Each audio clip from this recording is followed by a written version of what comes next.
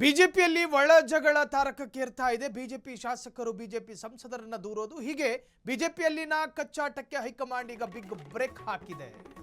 ಬಿಜೆಪಿಯಲ್ಲಿನ ಕಚ್ಚಾಟಕ್ಕೆ high command big break. ಬಹಿರಂಗ ಹೇಳಿಕೆ ಕೊಟ್ಟವರಿಗೆ ಶೀಘ್ರದಲ್ಲೇ ನೋಟಿಸ್ ಕೊಡ್ತೀವಿ ಅನ್ನೋ ಖಡಕ್ ಎಚ್ಚರಿಕೆ.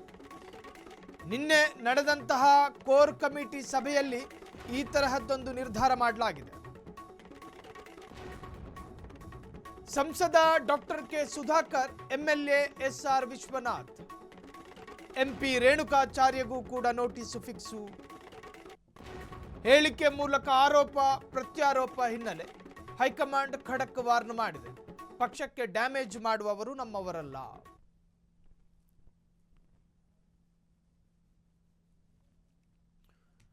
ಬಿಜೆಪಿಯ ಒಳಜಗಳ ಒಂದು ಕಡೆ ನೀವು ಇತ್ತೀಚೆಗೆ ಗಮನಿಸಿರಬಹುದು, ಯಲಹಂಕದ ಶಾಸಕ ಎಸ್ಆರ್ ವಿಶ್ವನಾಥ್, ಇನ್ನು ಲೋಕಸಭಾ ಸಂಸದ ಡಾಕ್ಟರ್ ಕೆ ಸುಧಾಕರ್, ಇಬ್ಬರೂ ಇರೋದು ಬಿಜೆಪಿ ಬಂಗಲೆಯಲ್ಲಿ.